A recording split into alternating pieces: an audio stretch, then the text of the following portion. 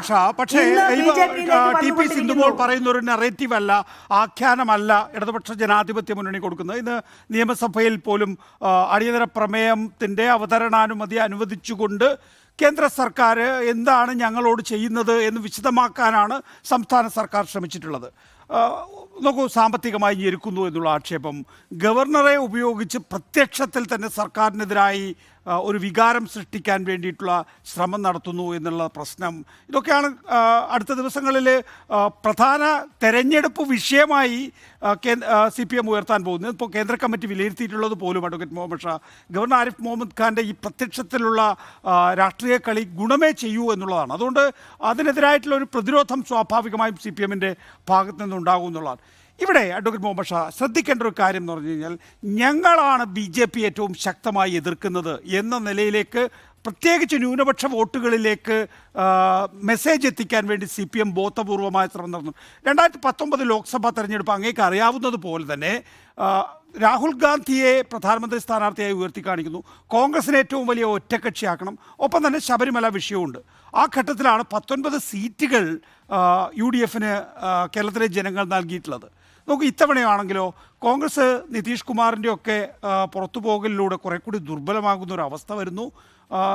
കുറെ കൂടി പ്രാദേശിക കക്ഷികളാണ് BJP എതിർക്കുന്നതിന് വേണ്ടി ശക്തമായി നിലകൊള്ളുക എന്നുള്ള നില ഉണ്ടാക്കാൻ ശ്രമിക്കുന്നു. ഇപ്പോൾ CPMനെ സംബന്ധിച്ചിടത്തോളം CPM ന്യൂനപക്ഷ വോട്ടുകളിൽ ചെന്ന് പറയാൻ പോകുന്നത് എന്താണ്? ഞങ്ങളാണ് പ്രധാനമായും ഈ കേരളത്തിൽ ന്യൂനപക്ഷങ്ങൾക്ക് രണ്ടാം തരം പൗരന്മാരല്ലാത്ത രീതിയിൽ ജീവിക്കാനുള്ള സാഹചര്യം ഒരുക്കിയിട്ടുള്ളത് ഞങ്ങളുടെ കൂടി ഇടപെടലുകൾ കൊണ്ടാണ് എന്നുള്ളതാണ്. മുഹമ്മദ് ഷാ അത് എറിക്കുമോ? അല്ല, നികേഷ് വ്യക്തമായ കാര്യങ്ങൾ പറഞ്ഞു. കാരണം ഇപ്പോൾ ഈ സ്റ്റേറ്റ്മെന്റിന്റെ ഒരു ലക്ഷ്യം ഇത്രയേ ഉള്ളൂ: those who want to vote against BJP cast in favour of us. നിങ്ങൾ ആർക്കെങ്കിലും BJPക്കെതിരെ വോട്ട് ചെയ്യാൻ ആഗ്രഹിക്കുന്നുണ്ടോ, അതിങ്ങ് ഞങ്ങൾക്ക് തന്നേക്കൂ. അത് പ്രഖ്യാപിക്കുകയാണ്. അതിനവർ പറഞ്ഞ കാരണം, BJP ഇതാ ജയിച്ചേക്കാവുന്ന തരത്തിലുള്ള വലിയ ഫൈറ്റ് കൊടുക്കാൻ പോകുന്നു, നിങ്ങൾ ഞങ്ങൾക്ക് തന്നില്ലെങ്കിൽ കുഴയും എന്ന് പറയുന്ന കണക്ക് പറയുമ്പോൾ, തൃശ്ശൂരിന്റെ കണക്ക് തന്നെ ഞാൻ വേണമെങ്കിൽ പറഞ്ഞുതരാം. 2014 ഏകദേശം 4 ലക്ഷത്തിനടുത്ത് വോട്ട് LDFനുണ്ടായിരുന്നു. ആ 4 ലക്ഷത്തിനടുത്ത് വോട്ടുണ്ടായിരുന്ന LDFന് 2019 3.25 ലക്ഷം വോട്ടായി കുറയുകയാണ്. 2014 3.5 ലക്ഷം വോട്ട് മാത്രം ഉണ്ടായിരുന്ന UDFന് 4,15,000 കൂടുകയാണ്. ഈ ഡെഫിഷ്യൻസി വന്ന വോട്ടുകളിൽ നിന്നാണ് സുരേഷ് ഗോപിക്ക് വോട്ടുകൾ കൂടുന്നത്. അതായത് കോൺഗ്രസിന്റെ വോട്ട് സ്റ്റീപ്പായിട്ട് UDFന്റെ വോട്ട് ഇൻക്രീസ് ചെയ്യുക തന്നെയായിരുന്നു ലോക്സഭാ ഇലക്ഷൻ നടന്നുകൊണ്ടിരുന്നത്. ഇവിടെ വോട്ടിന്റെ ചോർച്ച സംഭവിച്ചത് LDFലാണ്. ഇവരിപ്പോ പറയുന്നു BJP ഇങ്ങനെ ക്ലോസ് ഫൈറ്റിലേക്ക് വരുന്നു. അവിടെയും 2 തവണയും 1-2 സ്ഥാനത്ത് UDFും LDFും തന്നെ ആയിരുന്നു എന്നുള്ള വേറൊരു കാര്യം. എന്നിട്ട് അവർ പറയുന്നു ഇതാ ക്ലോസ് ഫൈറ്റിലേക്ക് വരുന്നു, അത് BJPയുമായിട്ടൊരു ത്രികോണ മത്സരത്തിലേക്ക് ഞങ്ങൾ എത്തുന്നു.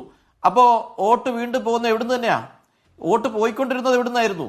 അപ്പോൾ ഈ ലോസ് അവർക്ക് തന്നെ സംഭവിച്ചു എന്ന് അവർ അഡ്മിറ്റ് ചെയ്യുന്നതിന് തുല്യമാണ്. അതിനെ ഓവർകം ചെയ്യാൻ വേണ്ടി അവർ പറയുകയാണ് മൃദു ഹിന്ദുത്വമാണ് കോൺഗ്രസ് എടുക്കുന്നൊരു സമീപനം എടുത്തിട്ട് എങ്ങനെയെങ്കിലും കുറച്ച് വോട്ട് ക്യാൻവാസ് ചെയ്തെടുക്കാൻ ശ്രമിക്കും. ഇതൊക്കെ നിരുത്തരവാദിത്വപരമായ രാഷ്ട്രീയമാണ്. യാഥാർത്ഥ്യത്തിനെ ജനങ്ങളുടെ മുമ്പിൽ യാഥാർത്ഥ്യമായിട്ട് തന്നെ അവതരിപ്പിക്കൂ. കേരളത്തിന്റെ പ്രത്യേക സാഹചര്യത്തിൽ BJPക്ക് അങ്ങനെ വേരുകൾ വരാത്തതിന്റെ കാര്യം, പൊളിറ്റിക്കലി വളരെ ആക്റ്റീവായി 2 ധ്രുവങ്ങളിൽ നിൽക്കുന്ന രാഷ്ട്രീയമുള്ള ആളുകളാണ് ഇവിടെ ഉള്ളത്.